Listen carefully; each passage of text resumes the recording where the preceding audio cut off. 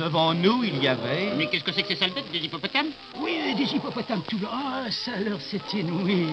Ils se mettent tous à fuir. Moi, je ne pouvais plus bouger mes jambes. Et tout à coup...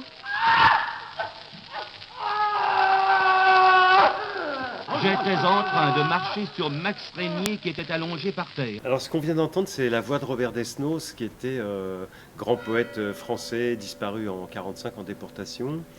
Et c'est un petit bout d'une émission qu'il avait enregistrée à la radio, parce qu'à l'époque, ça doit être dans les années 36-37, il avait une émission qui s'appelait La Clé des songes, où il mettait en ondes des rêves d'auditeurs.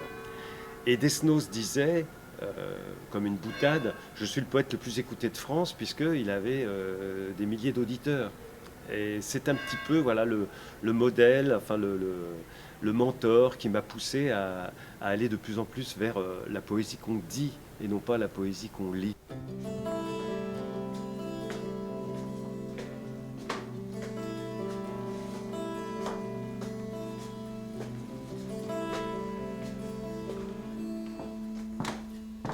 Alors ça, c'est ce que j'ai récupéré de ma bibliothèque d'adolescent. Il y avait cette collection formidable chez Pierre Segers qui s'appelait Poète d'aujourd'hui. Évidemment, je l'ai complétée. C'est qu'un tout petit bout, hein. Il y avait 220 titres à l'époque. Alors, vous voyez, tous ces poètes dorment.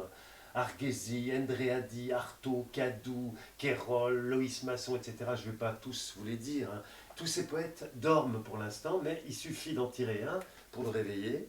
Et alors, je vous lis un petit bout de René Daumal, formidable poète peu connu du XXe siècle, et qui dit « Il faut être deux pour faire un poème. Celui qui parle est le père, celui qui écoute est la mère, le poème est leur enfant.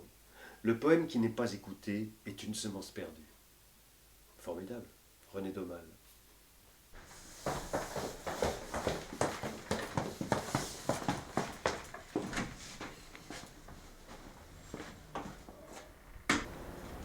Alors ce petit poème de la fourmi de 18 mètres de Desnos que tous les enfants apprennent à l'école, eh bien en fait, un ami comédien qui avait enquêté un peu sur les conditions de la vie pendant la guerre, dans l'Est en particulier, s'était rendu compte en interviewant des cheminots que les locaux qui emmenaient les trains de déportés s'appelaient les T21 et que ces T21, comme le disait le cheminot lui-même, avec leur tendeur derrière, donnait l'impression d'avoir un chapeau sur la tête. Alors du coup, quand on relit ce poème qui a été écrit en 1943, c'est-à-dire pendant l'occupation, et qu'on repasse le poème dans sa tête, une fourmi de 18 mètres, c'était exactement la longueur de ces locaux avec leur tendeur.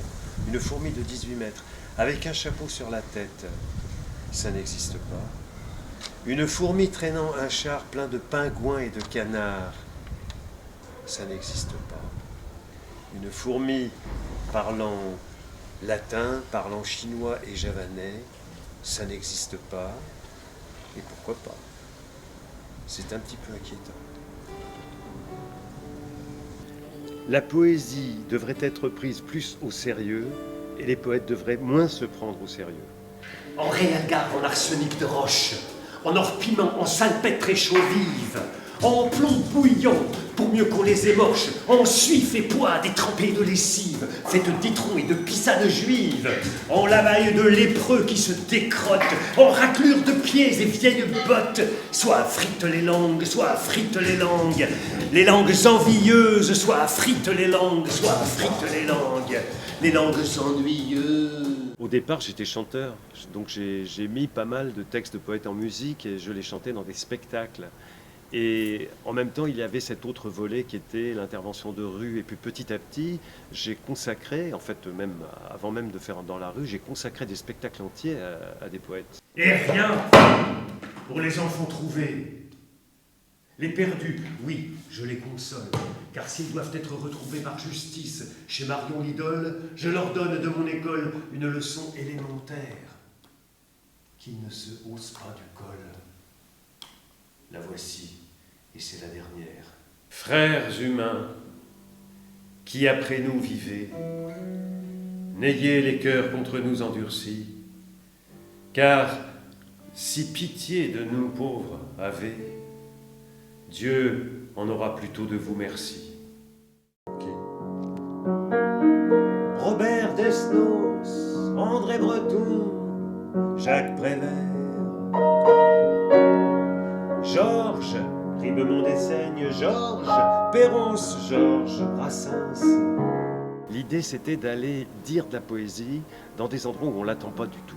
Quand on nous dit la vie augmente, Ce n'est pas que le corps des femmes devient plus vaste. Que les arbres se sont mis à monter par-dessus les nuages, que l'on peut voyager dans la moindre des fleurs. Que les amants peuvent des jours entiers rester à s'épouser. Mais c'est tout simplement qu'il devient de plus en plus difficile de vivre simplement. C'est vrai, c'est vrai. Tout à fait vrai. Eugène Guillevic. D'accord. La connaissez pas, Eugène. Sacré Eugène.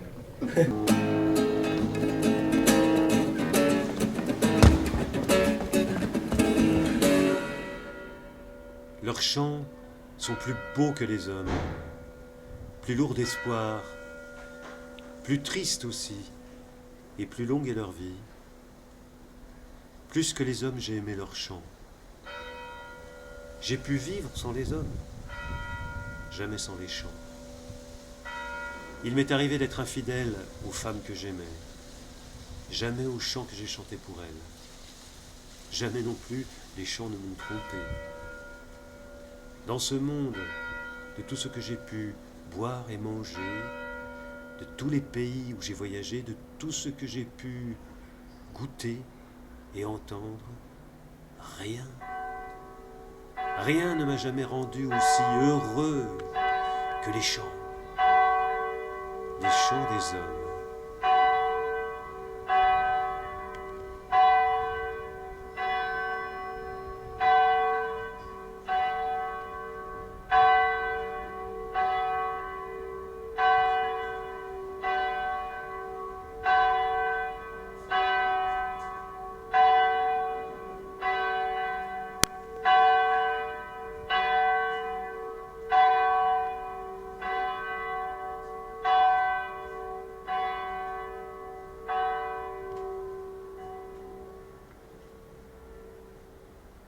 Nazim Hikmet.